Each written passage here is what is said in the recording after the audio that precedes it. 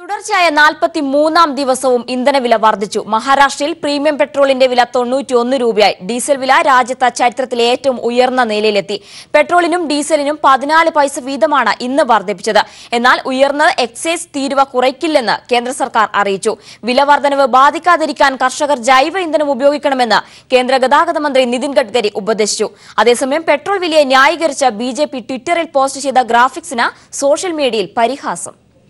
ജനജീവിതത്തെ കാര്യമായി ബാധിച്ചും കുടുംബ ബഡ്ജറ്റ് താളം തെറ്റിച്ചും ഇന്ധനവില വീണ്ടും വർദ്ധിച്ചു. പെട്രോളിനും ഡീസലിനും 14 പൈസ വീതമാണ് 43-ാം ദിവസവും വർദ്ധിച്ചത്.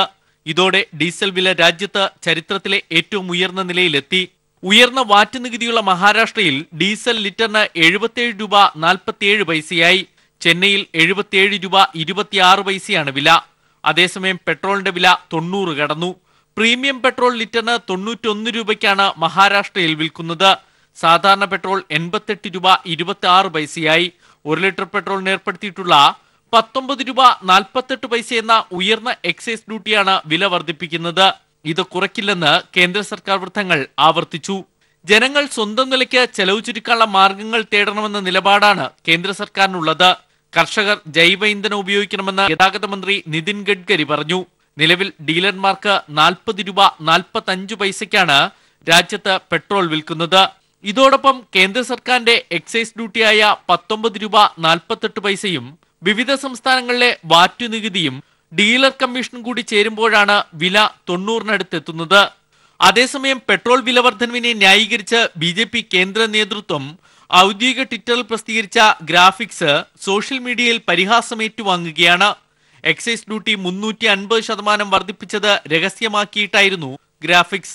ശതമാനക്കണക്കുകളും തെറ്റിയതും പലരും സോഷ്യൽ മീഡിയയിലൂടെ തുറന്നു കാണിക്കുന്നുണ്ട്. News bureau, Delhi. ഇന്ത്യയിലെ ജനങ്ങളോടുള്ള വെല്ലുവിളിയാണ് കേന്ദ്ര നിലപാടെന്ന് തോമസ് ഐസക്. പെട്രോൾ ഡീസൽ വില കുറയ്ക്കേണ്ടത് അനിവാര്യമാണ്. കേന്ദ്രം നികുതി കുറയ്ക്കാൻ തയ്യാറാകാത്തത് എന്തുകൊണ്ടാണെന്നും ഐസക്. യഥാർത്ഥത്തിൽ ഇങ്ങനെ കടിഞ്ഞാണില്ലാതെ പെട്രോളിന്റെയും ഡീസലിന്റെയും വില ഉയരുന്നതാണ് വികസനത്തിന് തടസ്സമായി തീർന്നിട്ടുള്ളത്. നമ്മുടെ നാട്ടിലെ വികസന പ്രവർത്തനങ്ങൾ നടത്തണമെങ്കിൽ കേന്ദ്ര സർക്കാർ ചെയ്യേണ്ടുന്ന അനിവാര്യമായ നടപടിയാണ് പെട്രോളിന്റെയും ഡീസലിന്റെയും വില കുറയ്ക്കുക എന്നുള്ളത്.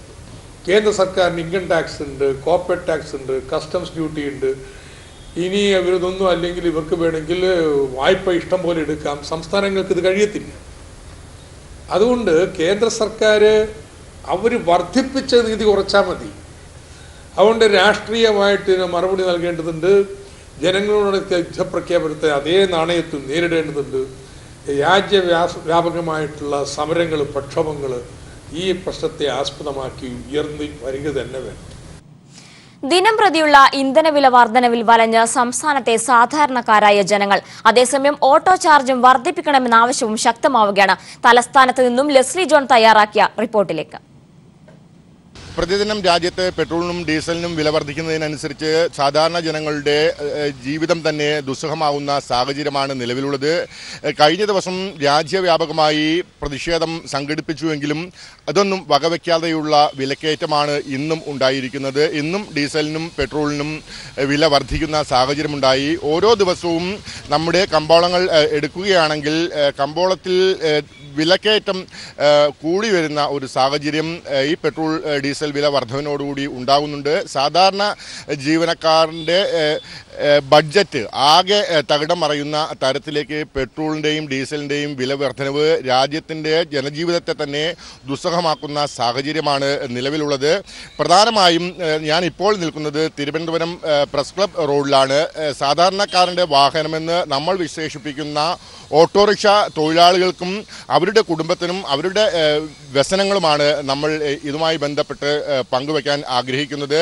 ഇപ്പോൾ എൻ്റെ അടുക്കെ ഉള്ളത് ഒരു ഓട്ടോറിക്ഷ ഡ്രൈവറാണ്. അദ്ദേഹം തന്നെ അദ്ദേഹത്തിൻ്റെ ജീവിതത്തെ, അദ്ദേഹത്തിൻ്റെ ദൈനംദിന ജീവിതത്തെ, കുടുംബത്തിലെ പ്രശ്നങ്ങൾ, ഏതെല്ലാം തരത്തിലുള്ള പ്രശ്നങ്ങളാണ് ഈ പെട്രോൾ ഡീസൽ വില വർധനവ് ഉണ്ടാക്കിയിരിക്കുന്നത് എന്ന് നമുക്ക് ചോദിച്ചറിയാം. ചേട്ടാ, ഇന്നും പെട്രോളിനും ഡീസലിനും വില കൂടിയിരിക്കുന്നു. എങ്ങനെ കൊണ്ടുപോകുന്നു കുടുംബം? എങ്ങനെയാണ് പറയാൻ എന്താണുള്ളത്? വളരെ പ്രയാസമാണ്. ഈ പെട്രോൾ എന്നും ഡെയിലി കൂടുന്നതനുസരിച്ച് നമുക്ക് നമ്മുടെ കുടുംബ ചിലവുകൾ നിയന്ത്രിക്കാൻ പറ്റാതെ കടത്തിലേക്ക് തള്ളിവിട്ടുകൊണ്ടിരിക്കുകയാണ്. ആ സ്ഥിതി ചിലപ്പം മറ്റു പ്രശ്നങ്ങളിലേക്കൊക്കെ ചെന്ന് ചാടും. നമ്മൾ ഈ പൈസയ്ക്ക് വേണ്ടി ഇങ്ങനെ ഓടുമ്പോഴത്തേക്ക് മറ്റു പ്രശ്നങ്ങളിലേക്കൊക്കെ ചെന്നെത്തും എന്നുള്ള സ്ഥിതി. ഈ പെട്രോളിൻ്റെ വില വർധനവ് ഇപ്പം കണക്കാക്കുമ്പോൾ ഇപ്പോഴത്തെ കൂലി നിരക്ക് ഓട്ടോറിക്ഷ നിരക്ക് നിങ്ങൾക്ക് അത് മുതലാക്കാവുന്ന തരത്തിലാണോ ഉള്ളത്? അല്ല, ഒരിക്കലും അല്ല. കാര്യം നേരത്തെ ഇത് 60 രൂപയായിരുന്നു, ഇപ്പം 80-85 രൂപ കൂടുതൽ 1 ലിറ്ററിന് കൂടിക്കഴിഞ്ഞു. അതുകൊണ്ട് ഇപ്പോഴത്തെ റേറ്റ് അനുസരിച്ച് നമുക്ക് ഒരിക്കലും ഇത് മുമ്പോട്ട് കൊണ്ടുപോകാൻ പറ്റില്ല. ഈ മാസം കഴിഞ്ഞ മാസം തന്നെ കൂട്ടാമെന്ന് പറഞ്ഞതാണ്, ഇത് ഇതുവരേക്കും നടപ്പിലാക്കുന്നില്ല. അതിൽ വലിയ പ്രയാസമുണ്ട്.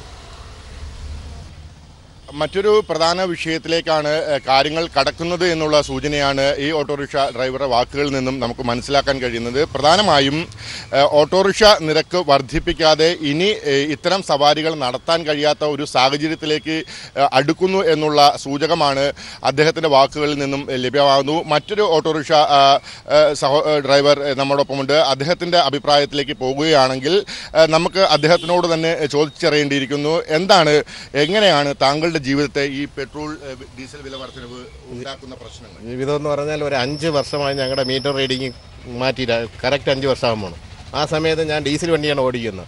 അന്ന് 49 രൂപ മാത്രമേ ഉള്ളായിരുന്നു ഡീസലിന്. ഇന്ന് ആ ഡീസലിന് 77 രൂപ കഴിഞ്ഞേക്കാണ്.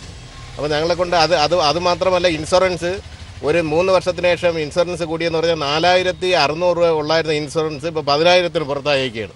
അപ്പോൾ ഓട്ടോറിക്ഷ ഓടി ജീവിക്കാൻ പറ്റാത്തൊരവസ്ഥയാണ്. അതുപോലെ സ്പെയർ പാർട്സ് ബാക്കിയുള്ള സാധനങ്ങളെല്ലാം ഇരട്ടി വില ആയിരിക്കുകയാണ്. ഈ മീറ്റർ ചാർജിന് ഇനി ഒരു വണ്ടി ഓടാൻ പറ്റില്ല. ഓട്ടോറിക്ഷ എന്ന് പറയുന്നത് ഒരിടത്ത് ഓടാൻ പറ്റാത്തൊരവസ്ഥയാണ്. പിന്നെ ഞങ്ങൾ വേറെ നിവർത്തി ഇല്ലാത്തതുകൊണ്ട് ഞങ്ങൾ എടുത്തുകൊണ്ട് വരുന്നതേ ഉള്ളൂ. ഇതിനിടയ്ക്ക് തന്നെ ഞങ്ങളുടെ സമരം പ്രഖ്യാപിച്ച് അനിശ്ചിതകാല സമരം പറഞ്ഞു. അത് സർക്കാർ പറഞ്ഞ് ഞങ്ങളത് മാറ്റിവെച്ചിട്ട് അവർ വീണ്ടും ഞങ്ങളുടെ ഇത് കൂട്ടാൻ വേണ്ടി 2 മാസം സമയം എടുത്തേക്കാണ്. ബസ് ചാർജ് കൂട്ടാനായിരിക്കും അവർക്ക് 3 ദിവസം കൊണ്ട് അവർ തീരുമാനം എടുത്തു. പക്ഷേ ഞങ്ങളുടെ കാര്യത്തിൽ ഈ സർക്കാർ വളരെ ഞങ്ങൾക്ക് വലിയ പ്രയാസം ഉണ്ടാക്കുന്ന കാര്യമാണ് കാണിക്കുന്നത്. കുടുംബജീവിതം എന്ന് ഞങ്ങൾക്ക് കാരണം ഞങ്ങൾക്ക് ഇതിനകത്ത് കിട്ടുന്ന ശമ്പളമാണ് വരുന്നത്. നേരത്തെ 500 രൂപ ശമ്പളം ഉണ്ടായിരുന്നത് നമുക്ക് ആ മൊത്തം കാര്യങ്ങളെല്ലാം ചെയ്യാൻ പറ്റുമായിരുന്നു. ഇപ്പം എല്ലാ സാധനം വിലക്കയറ്റം എന്ന് പറഞ്ഞാൽ അങ്ങേറ്റത്തെ വിലക്കയറ്റമാണ്. ആ പൈസ കൊണ്ട് ഞങ്ങൾക്ക് ഒന്നും ചെയ്യാൻ മക്കളുടെ വിദ്യാഭ്യാസമോ ബാക്കിയുള്ള കാര്യങ്ങളോ ഒന്നും ചെയ്യാൻ പറ്റാത്ത അവസ്ഥയാണ്. അത്തരത്തിൽ വലിയ രീതിയിൽ ഈ പെട്രോൾ വില വർധനവ് ഓട്ടോറിക്ഷ തൊഴിലാളികളെ ബാധിച്ചിരിക്കുന്നു, അവരുടെ കുടുംബത്തെ ബാധിക്കുന്നു. അത്തരത്തിലുള്ള കാര്യങ്ങളിലേക്ക് കടക്കുമ്പോഴും വളരെ പ്രധാനപ്പെട്ട ചില സൂചകങ്ങൾ ഇവർ നൽകുന്നത്, നിലവിലത്തെ ഓട്ടോറിക്ഷ നിരക്കിൽ കാര്യങ്ങൾ മുൻപോട്ട് നീങ്ങില്ല. ഓട്ടോറിക്ഷ ചാർജ് വർദ്ധിപ്പിക്കേണ്ട അനിവാര്യമായി വരുന്ന ഘട്ടം അത് സർക്കാരിനെയും ഒപ്പം തന്നെ യാത്രക്കാരെയും പ്രതിസന്ധിയിലാക്കുന്ന തരത്തിലേക്ക് കാര്യങ്ങൾ നീങ്ങുമെന്നുള്ളത് ഉറപ്പാണ്. എന്തായാലും ജനജീവിതത്തെ കാര്യമായി ബാധിക്കുന്ന തരത്തിലാണ് ഇപ്പോൾ ഡീസൽ വില വർധനവും പെട്രോൾ വില വർധനവും മുൻപോട്ട് പോകുന്നത്. അനുദിനം ഒരു ഗത്യന്തരവും ഇല്ലാത്ത തരത്തിലേക്ക് ജനജീവിതം എത്തിക്കുന്ന തരത്തിലാണ് കേന്ദ്ര സർക്കാരിൻ്റെ ഡീസൽ പെട്രോൾ വില വർധനവ് ഉണ്ടാക്കുന്നത്. ഓരോ ദിവസവും കഴിയും തോറും കൂടുതൽ കഷ്ടത്തിലേക്കും ജനങ്ങൾ എത്തുന്നു എന്നുള്ള സ്ഥിതിയാണ് ഇതിൽ നിന്ന് മനസ്സിലാക്കാൻ കഴിയുന്നത്. പെട്രോൾ ഡീസൽ വില വർധനവിൽ പൊറുതിമുട്ടി ജനങ്ങൾ. രാജ്യവ്യാപക പ്രതിഷേധം കണ്ടില്ലെന്ന് നടിക്കുന്ന കേന്ദ്ര സർക്കാരിനെതിരെ പ്രതിഷേധം ശക്തമാവുകയാണ്. കോഴിക്കോട് നിന്ന് AK ലതീഷ് തയ്യാറാക്കിയ റിപ്പോർട്ടിലേക്ക്. ജനങ്ങളുടെ മേൽ അധിക ഭാരം അടിച്ചേൽപ്പിച്ചുകൊണ്ട് ദിനംപ്രതിയാണിപ്പോൾ ഡീസലിനും പെട്രോളിനും വില വർദ്ധിച്ചുകൊണ്ടിരിക്കുന്നത്. ഇന്ന് കോഴിക്കോട് വർദ്ധിച്ചിരിക്കുന്നത് HP ഡീസലിന് വർദ്ധിച്ചിരിക്കുന്നത് 15 പൈസയും പെട്രോളിന് വർദ്ധിച്ചിരിക്കുന്നത് 14 പൈസയുമാണ്. ഇന്നത്തെ നിരക്ക് 83 രൂപ 21 പൈസയാണ് പെട്രോൾ 1 ലിറ്ററിൻ്റെ വില. ഡീസലിന് 77 രൂപ 22 പൈസയാണ് ഇന്നത്തെ വില. ആളുകളോട് തന്നെ ചോദിക്കാം ഇത് സംബന്ധിച്ച പ്രതികരണം, ആളുകൾ എത്രത്തോളം ബുദ്ധിമുട്ടുണ്ട് എന്നത് സംബന്ധിച്ചടക്കമുള്ള കാര്യങ്ങൾ ആളുകളോട് തന്നെ നമുക്ക് ചോദിച്ച് മനസ്സിലാക്കാം. എത്രത്തോളം പ്രയാസമുണ്ട്? ഭയങ്കര പ്രയാസമുണ്ട്. കാരണം ഈ പെട്രോൾ ഡീസലിൻ്റെ വില കൂടിൻ്റെ മനുഷ്യൻ അരി വാങ്ങണ്ടേ, ഓടാനുകൾ ദോട്ടി കിട്ടണ്ടേ. വിലയിലേക്ക് ഇത് മാസത്തിൽ ഒരു 4000 റുപ്യോളം പമ്പ് കൊടുക്കുന്നുണ്ട്. ഇപ്പോൾ 2 മാസം കൊണ്ടായിട്ട് 4000 റുപ്യോളം നമ്മളെ കണക്ക് കൂട്ടിയിട്ട് അതായിട്ടുണ്ട്. മോദിൻ്റെ 4 കൊല്ലം മുന്നേ പ്രധാനമന്ത്രി ആവുന്നതിന് മുന്നുള്ള അയാളെ പ്രസംഗവും പ്രസ്താവനയും മാത്രം വിചാരിച്ചാൽ മതി. ഒരു ഭരണകൂടത്തിൻ്റെ പരാജയമാണ് വില കൂടുന്നതെന്ന് അയാൾ തന്നെയാണ് പറഞ്ഞത്. അപ്പോൾ അയാളെ പരാജയമാണെന്നുള്ള അയാളെന്നെ സമ്മതിക്കുന്നതിന് സമയമല്ലേ? ജനങ്ങളിത് വീണ്ടും വിധി ചെയ്ത് അങ്ങോട്ട് തന്നെയാണ് ചെയ്യുക. കാവി ചരടും മറ്റേ കെട്ടിക്കഴിഞ്ഞാൽ ജനങ്ങൾക്ക് വീണ്ടും വേണ്ട എന്താ? ജാതി രാഷ്ട്രീയം, പശു രാഷ്ട്രീയം. ജനങ്ങളെ കാര്യങ്ങൾ തീരുമാനിക്കണമെങ്കിൽ ജനങ്ങളെന്നെ തീരുമാനിക്കണമെങ്കിൽ എന്താ വേണ്ടതെന്നുള്ളത്. ഡീസലിന് ദിവസം തോറും 20 പൈസ 30 പൈസ ആളറിയാതെ കൂട്ടിക്കൊണ്ടിരിക്കുന്ന സാഹചര്യമാണ്. ഇത് നമ്മൾ തൊഴിലാളികൾക്ക് ജീവിച്ചു പോകാൻ പറ്റില്ല. ഇന്ന് ഇൻഷുർ ഡബിൾ കൂടിക്കൊണ്ടിരിക്കുന്നത്. ഇതൊന്നും കണ്ടില്ല കേട്ടില്ല നടിക്കാൻ പറ്റില്ല. സാധാരണ ജനങ്ങൾക്കുള്ള സംബന്ധിച്ചിടത്തോളം ശരിക്കും പ്രൊട്ടസ്റ്റ് ചെയ്യേണ്ട ഒരു സംഭവമാണ്. 40 ആക്കാം 50 ആക്കാം എന്നൊക്കെ പറഞ്ഞിട്ടുണ്ടായിരുന്ന ഒരു ഭരണകൂടത്തിൻ്റെ ഇന്നത്തെ ഈ അവസ്ഥയിൽ നമ്മൾ ഫോഴ്സ്ഡാണ്. ജനങ്ങളെ സംബന്ധിച്ചിടത്തോളം നമുക്ക് യാതൊന്നുമില്ല. ഇവിടുത്തെ ഭരണകൂടം നമ്മളോട് എന്ത് പറയുന്നു നമ്മൾ അതിനനുസരിച്ച് വിധേയന്മാരാകുക എന്നുള്ളതാണ്. പിന്നെ ചെറുത്ത് നിൽക്കുക, ഈ വണ്ടി വേണമെങ്കിൽ ഉപയോഗിക്കാതിരുന്നിട്ട് എന്തെങ്കിലും ചെയ്യാൻ പറ്റും എന്നല്ലാതെ ഒന്നും ചെയ്യാൻ പറ്റാത്ത അവസ്ഥയാണ്. കാരണം മനുഷ്യന് പെട്രോളൊന്നും ഒരു തരത്തിലും നമ്മളുടെ ഉപയോഗിക്കേണ്ട നിത്യോപയോഗ സാധനത്തിൻ്റെ ഒരു ലെവലിലേക്ക് ഇതെടുക്കേണ്ടതാണ്. GST പരിധി കൊണ്ടുവരുമോ വില നിയന്ത്രണം കൊണ്ടുവരുമോ ആരും ചെയ്യുന്നില്ല എന്നുള്ളതാണ്. ജനങ്ങളുടെ പേരിൽ അമിതഭാരം അടിച്ചേൽപ്പിച്ചുകൊണ്ടാണ് അടിക്കടിയുള്ള ഈ പെട്രോൾ ഡീസൽ വില വർധനവ്. ഇതിനെതിരെ പ്രതികരിച്ചിട്ട് പോലും കാര്യമില്ല എന്ന നിലപാടിലാണ് സാധാരണക്കാരായ ജനങ്ങൾ. കോഴിക്കോട് നിന്നും ക്യാമറാമാൻ ജിബേഷിനൊപ്പം AK ലതീഷ്. ഇന്ധനവില വർധനവ് മത്സ്യബന്ധന മേഖലയിലെ സ്തംഭനത്തിലേക്ക് നയിക്കുകയാണ്. പ്രതിദിനം 3 കോടി രൂപയുടെ അധിക ബാധ്യതയാണ് മത്സ്യത്തൊഴിലാളികൾക്കുണ്ടാവുന്നത്. സമുദ്രോൽപ്പന്ന കമ്പോളത്തിൽ ഇന്ത്യ താഴോട്ട് പോകാനും സാധ്യതയുണ്ട്. രാജ്കുമാർ തയ്യാറാക്കിയ റിപ്പോർട്ട്. കഴിഞ്ഞ ഒരു മാസമായി ഇന്ധനവില കുതിക്കുകയാണ്. തീരമേഖലയിൽ, മത്സ്യബന്ധന മേഖലയിൽ ഇത് പ്രതികൂലമായി ബാധിക്കുന്നുണ്ട്. നിങ്ങൾ ഏത് തരത്തിലാണ് നിങ്ങളെ ഈ പെട്രോൾ ഡീസൽ വില വർധനവ് ബാധിക്കുന്നത്? ബാധിക്കുന്നത് നമുക്ക് ദിവസം മണിക്കൂർ കഴിയുമ്പോൾ ദിവസം 100 വില കുറയ്ക്കൊണ്ടിരിക്കുക. 50 പൈസ 1 രൂപ അങ്ങനെ ചുമ്മാ വില കുറയും. മീൻ വില കുറഞ്ഞിട്ടിരിക്കുക. അതിന് കാരണം നമ്മൾ ആരത്ത് പറയാനില്ല. എണ്ണയ്ക്ക് വില കൂട്ടുന്നില്ല. നമ്മൾ മത്സ്യത്തിന് വില കുറവാണല്ലേ. അറിയാണ്ടോ? അറിയില്ല. അവർക്ക് ഇന്ധന വില കൂട്ടി ഞാൻ മത്സ്യം ഇങ്ങനെ പിടിച്ച് കൊടുക്കും, മുതലാക്കും. മണിക്കൂറിൽ 7 ലിറ്റർ എണ്ണ വേണം. 7-10 ലിറ്റർ എണ്ണ മണിക്കൂർ വള്ളത്തിൽ കൂടണം. എത്ര രൂപയുടെ വ്യത്യാസമുണ്ട്? വ്യത്യാസം 300 400 വ്യത്യാസം ദിവസം വരുന്നത്. എണ്ണ വില കയറുന്നു. നമ്മൾ ഇപ്പം 100 എണ്ണ, ഇത് 10 എണ്ണയ്ക്ക് 82 രൂപ ഉണ്ട്. മുന്നേ ഞങ്ങൾ 60 രൂപ കൊടുത്താൽ മതി. 82 രൂപ എണ്ണയ്ക്ക് വില. കൂടുതലും പെട്രോൾ ആവശ്യമില്ല. മണ്ണെണ്ണയാണ്. മണ്ണെണ്ണയ്ക്കാണ് 82 രൂപ. 82 രൂപ പിടിക്കുന്നതിന്റെ രീതിയിൽ മീൻ കൊണ്ടുവരുന്നത്. അവർക്ക് കൊണ്ടുവരുമ്പോഴാണെങ്കിൽ അതിന്റെ നല്ല വില കിട്ടുന്നില്ല. കഷ്ടപ്പെട്ടാണ് ഇവിടെ മീൻ കൊണ്ടുവരുന്നത്. ആ കൊണ്ടുവരുമ്പോഴാണ് അതിന്റെ വില കിട്ടുന്നില്ല അവർക്ക്. അതാണ് വിഷമവും. ഈ ഇങ്ങനെ വില കൂടിക്കൊണ്ടിരുന്ന കുഴപ്പമില്ല. എണ്ണയുടെ വില കൂടി കഴിഞ്ഞിരുന്നത് നമുക്ക് നഷ്ടമാണ്. കടൽ പണിക്ക് പോകുന്നവർക്കെല്ലാം നഷ്ടമാണത്. ഈ വില കൂടി കഴിഞ്ഞിരുന്നത് ഈ കടൽ പണിക്ക് പോകുന്നവർക്ക് നഷ്ടമാണ്. പക്ഷെ വില കൂടായിരുന്നു കഴിഞ്ഞിരുന്ന ഇവർക്ക് മീൻ കൊണ്ടുവരുന്നവർക്ക് ലാഭമാണ്. അത്രേ ഉള്ളൂ. ഈ വിലക്കയറ്റമില്ലേ, ഈ ഡീസൽ പെട്രോൾ വിലക്കയറ്റം, അത് നിങ്ങളെ ബാധിക്കുന്നുണ്ട്? അതെ, മത്സ്യത്തൊഴിലാളികളെ ബാധിക്കുന്നുണ്ട്. ഡീസൽ വില പിന്നെ കയറ്റം പറഞ്ഞാൽ ഇതിൻ്റെ ഇത് പരീക്ഷകളുള്ളതിന് ഇന്ന് നിലവിൽ ഒരു 10,000 രൂപയുടെ വരുമാനം ഉണ്ടെങ്കിൽ ആ വരുമാനത്തിൻ്റെ ഇതനുസരിച്ച് അവർക്ക് എണ്ണ മേടിക്കാൻ പോലും ചെറിയ തികയുന്നില്ല. 10 എണ്ണ മേടിക്കണമെന്നുണ്ടെങ്കിലും രൂപ ഇല്ലെന്ന് പറഞ്ഞാൽ ഈ പറഞ്ഞ രീതിക്കനുസരിച്ച് 8,500 രൂപ വേണം 100 എണ്ണ മേടിക്കണമെങ്കിൽ. അത് കൊണ്ടുവന്ന് ഇവർ 2 നേരത്തിന് തള്ളാൻ മാത്രമേ പണിക്കുന്നുള്ളൂ. പക്ഷെ 3ാമത് പണിക്ക് പോകണമെന്നുണ്ടെങ്കിൽ അതിന് ഇനി പ്രത്യേകിച്ച് നമ്മൾ ഉള്ളതായിട്ടുള്ള രീതി വേറെ പ്രശ്നം ഉണ്ടാക്കണം. ഇന്ന് പിന്നെ അവർക്ക് നിത്യനിവൃത്തി പോലും അടയ്ക്കാനുള്ള കാശ് കിട്ടുന്നില്ല. അതിന്റെ അർത്ഥം പറഞ്ഞാൽ BJP എന്ന് പറഞ്ഞ ഒരു സംഭവം ഈ കേരളത്തിൽ ഇല്ല. BJP എന്ന് പറയുന്ന സംഭവം ഈ കേരളത്തിൽ ഇനി ഇല്ല. ഒന്നില് കോൺഗ്രസ് കേന്ദ്രം ഭരിക്കും, അത്രേ ഉള്ളൂ. അതാ പറയത്തുള്ളൂ. LDF നമ്മുടെ കേരളമാണ്, അത്രേ ഉള്ളൂ. മത്സ്യത്തൊഴിലാളികളുടെ വളരെ സത്യസന്ധമായ വാക്കുകളാണ് നമ്മൾ കേട്ടത്. അവരുടെ ഉള്ളിലുള്ള വലിയ ആവലാതിയും ആശങ്കയുമാണ് അവർ പങ്കുവെക്കുകയും ചെയ്തത്. ഇത് തീരമേഖലയിലെ ചെറിയ ബോട്ടുകളുടെ അവസ്ഥ. 4000-ഓളം മത്സ്യബന്ധന യാനങ്ങളാണ് സമുദ്രോൽപ്പന്ന കയറ്റുമതി രംഗത്ത് പ്രവർത്തിച്ചുകൊണ്ടിരിക്കുന്നത്. അവിടെ ഒരു ദിവസം 20 ലക്ഷം ലിറ്റർ ഡീസലാണ് ആവശ്യമായി വരുന്നത്. ഒരു ദിവസം 1.5 കോടി രൂപയുടെ അധിക ബാധ്യതയാണ് അവർക്ക് വന്നുകൊണ്ടിരിക്കുന്നത്.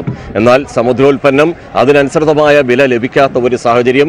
മറ്റ് ഡീസൽ വിലക്കുറവുള്ള രാജ്യങ്ങളിലെ മത്സ്യബന്ധന ബോട്ടുകൾ പിടിച്ചുകൊണ്ടുവരുന്ന മത്സ്യങ്ങൾക്ക് വില കുറവും, ഇന്ത്യയിൽ നിന്ന് പോകുന്ന ഇത്രയും വലിയ വില നൽകി ഡീസൽ അടിച്ച് മത്സ്യബന്ധനത്തിന് പോകുന്ന ബോട്ടുകളുടെ സമുദ്രോൽപ്പന്നങ്ങൾക്ക് വില കൂടുതലും എന്നുള്ള ഒരു താരതമ്യം വരുമ്പോൾ തീർച്ചയായും ഇന്ത്യൻ മത്സ്യബന്ധന ഉൽപ്പന്നങ്ങൾക്ക് വില ഇടിവ് സംഭവിക്കുന്നതിനും കയറ്റുമതി കുറയാനും സാധ്യതയൊരുക്കും. അത് രാജ്യത്തിൻ്റെ വരുമാനത്തെയും പ്രതികൂലമായി ബാധിക്കും. മത്സ്യത്തൊഴിലാളി കുടുംബങ്ങളെയും പ്രതികൂലമായി ബാധിക്കും. മൊത്തത്തിൽ മത്സ്യബന്ധന മേഖല തകർന്നടിയാൻ പോകുന്നു. അല്ലെങ്കിൽ വലിയ ഒരു പ്രക്ഷോഭ സമരത്തെയാണ് ഇനി അവർ അതുമായി മുന്നോട്ട് പോകാനാണ് തീരുമാനം. കൊല്ലത്ത് നിന്ന് ക്യാമറാമാൻ പ്രമോദ് പന്നിയോടിനൊപ്പം രാജ്കുമാർ. രാജ്യത്ത് ദിനംപ്രതി വർദ്ധിച്ചു വരുന്ന ഇന്ധനവില വർധനവ് സംസ്ഥാനത്തെ ഓട്ടോ തൊഴിലാളികളുടെ ജീവിതത്തെ കാര്യമായി തന്നെ ബാധിച്ചിരിക്കുകയാണ്. ഓട്ടോയിൽ ഇന്ധനം നിറയ്ക്കാനുള്ള തുക പോലും ഇവർക്കിപ്പോൾ കിട്ടുന്നില്ല. തൃശൂരിൽ നിന്നും VS അഭിറാം തയ്യാറാക്കിയ റിപ്പോർട്ട്. പ്രളയക്കെടുതിയിൽ അകപ്പെട്ടു നിൽക്കുന്ന കുട്ടനാട്ടിലെ ജനങ്ങളെ ഇപ്പോൾ ഏറ്റവും ഗുരുതരമായി ബാധിച്ചിരിക്കുന്നത് ഇന്ധന വില വർധനവാണ്. അത് ഏത് തരത്തിലാണ് കുട്ടനാട്ടിലെ ജനങ്ങളെ ബാധിച്ചിരിക്കുന്നതെന്ന് നോക്കാം. നിങ്ങളെ എങ്ങനെയാണ് ഇപ്പോൾ ഈ ഇന്ധന വില വർധനവ് ബാധിച്ചിരിക്കുന്നത്? ഞങ്ങളെ ബാധിച്ചിരിക്കുന്നത് ഞങ്ങളിപ്പോൾ ദുരിതാശ്വാസത്തിന് വേണ്ടിയിട്ട് ഫ്രീ ആയിട്ടൊക്കെ ഓടിക്കൊണ്ടിരിക്കുകയായിരുന്നു. ഇപ്പോൾ ഞങ്ങൾക്ക് ഇത് വള്ളം അനക്കാനൊക്കാത്തൊരു കണ്ടീഷനിലാണ് കിടക്കുന്നത്. 10 രൂപ 83 രൂപ ഇപ്പം വിലയായി.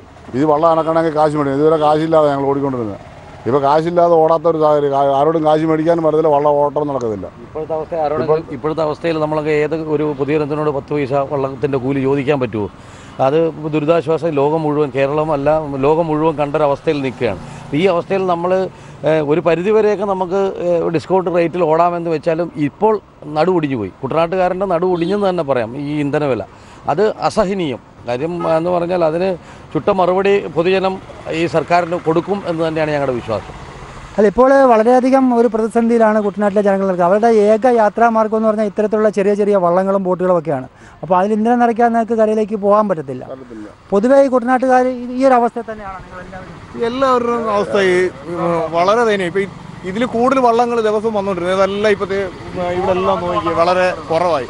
കാരണം സാമ്പത്തികമായി വളരെ ദയനീയമായി നിൽക്കുന്ന ഈ സാഹചര്യത്തിൽ ഇത്രയും വലിയ തുക അടിച്ചേൽപ്പിച്ച് ജനങ്ങളെ കുട്ടനാടിൻ്റെ ചെറിയ ജലാശയങ്ങളിൽ ഈ SWTDയുടെ സ്റ്റേറ്റ് വാട്ടർ ട്രാൻസ്പോർട്ടിൻ്റെ സർവീസുകളില്ല. ചെറിയ കൈത്തോടുകളും ഇടത്തോടുകളും അവിടെയൊക്കെ സാധാരണക്കാരൻ്റെ ഏക മാർഗം എന്ന് പറയുന്നത് ഇതുപോലുള്ള ഔട്ട്ബോർഡും ഇൻബോർഡും കോലിഞ്ചൻ മറ്റേ ഫിഷിങ്ങിന് ഉപയോഗിക്കുന്ന ഇഞ്ചൻ ഘടിപ്പിച്ച ചെറുവള്ളങ്ങളാണ്. ഈ ചെറുവള്ളങ്ങൾ ഇന്നത്തെ ജീവിത സാഹചര്യത്തിൽ അത് വളരെ അനിവാര്യമാണ്. കാര്യം ഗവൺമെൻറ്റിൻ്റെ ബോട്ടിനെ ആശ്രയിക്കുക എന്ന് പറഞ്ഞു കഴിഞ്ഞാൽ വലിയ ജലാശയങ്ങളിലൂടെ മാത്രം ഓടുന്ന ബോട്ടുകളാണത്. അപ്പോൾ സാധാരണക്കാരന് ഇതുപോലുള്ള കൊച്ചുവള്ളങ്ങൾ ആശ്രയിച്ചേ പറ്റൂ. പക്ഷേ ഇപ്പോഴത്തെ സാഹചര്യത്തിൽ ജനജീവിതം താറുമാറായെന്ന് പറയാം. കാര്യം കൊച്ചുവള്ളത്തിൽ തുഴഞ്ഞു പോകേണ്ട ഒരവസ്ഥയായി. നമ്മൾ ഒരു 10-20 വർഷം പുറകോട്ട് ചിന്തിക്കേണ്ടയും പുറകോട്ട് സഞ്ചരിക്കേണ്ടയും അവസ്ഥയിലേക്ക് വന്നു. കാര്യം ഇതൊക്കെ ഇപ്പോൾ ഞങ്ങൾക്ക് ഈ ഇഞ്ചം വെച്ച വെള്ളം ഊന്നിയോ തുഴഞ്ഞോ പോകേണ്ട ഒരു സാഹചര്യത്തിൽ എത്തിയിരിക്കുകയാണ്. അല്ല, ഇപ്പോഴും ഓരോ ദിവസവും 20 പൈസ 30 പൈസ വെച്ച് ഇന്ധനത്തിന് വില കൂടിക്കൊണ്ടിരിക്കുകയാണ്. ഹർത്താൽ പോലും ഇന്ന് നമ്മൾ അറിയുന്നില്ല. പമ്പിൽ ചെല്ലുമ്പോഴല്ലേ അറിയുന്നത് വില കൂടിയെന്ന് അറിയുന്നത്. നമ്മൾ കൊണ്ടുവരുന്നത് ഇപ്പോൾ 800 രൂപയ്ക്ക് ഒരു ക്യാൻ നിറഞ്ഞ് കിട്ടുന്നിടത്ത് ഇപ്പോൾ 900 രൂപ ഉണ്ടെങ്കിലും ക്യാൻ നിറയത്തില്ല. ഇതനുസരിച്ച് നമുക്കിപ്പോൾ ഇടത്തോടുകളിൽ കയറിയിട്ട് അത്യാവശ്യം ഈ സർവീസ് ബോട്ടയിലോട്ട് കയറ്റി ഇറക്കാൻ പോകുന്നവരോട് എന്ന് വെച്ച് 10-100 രൂപ ചോദിക്കാൻ പറ്റുമോ? സർവീസ് ബോട്ട 10 രൂപ കൊടുത്താൽ ആലപ്പുഴ വരാം. പക്ഷേ ഇവത്തെ കയറി ചോദിക്കാൻ നമുക്ക് മുതലാകത്തുമില്ല. ഇതിപ്പം മണിക്കൂർ ഓടണമെങ്കിൽ 1.5 ലിറ്റർ പെട്രോൾ വേണം. ഈ ചെറിയ തോടുകളിൽ മണിക്കൂറുകൾ പിടിക്കും. മറ്റൊരു കാര്യമെന്ന് പറഞ്ഞു കഴിഞ്ഞാൽ ഇപ്പോൾ അവിടുത്തെ ചെറുകിട വ്യവസായികളുണ്ട്. ചെറുകിട വ്യവസായികൾ ആലപ്പുഴയിലെ മാർക്കറ്റിൽ ഇതുപോലുള്ള വള്ളങ്ങളിൽ വന്ന് സാധനങ്ങൾ കയറ്റിയാണ് അവിടെ ചെറുകിട വ്യവസായങ്ങൾ നടത്തിക്കൊണ്ട്.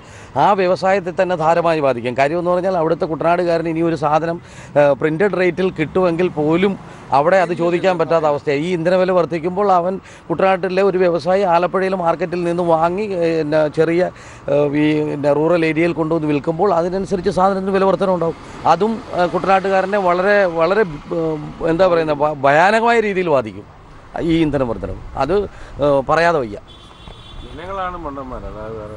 എന്തായാലും കുട്ടനാട്ടിലെ ജനങ്ങൾക്ക് പ്രളയക്കെടുതിയിൽ നിന്നും അവർ അതിജീവിച്ച് കുട്ടനാട്ടിലെ ജനങ്ങൾ വരുന്ന ഈ ഒരു ഘട്ടത്തിലാണ് വീണ്ടും ഇന്ധന വില വർധന അവർക്കൊരു ഇടുത്തി പോലെ വന്ന് വീണിരിക്കുന്നത്.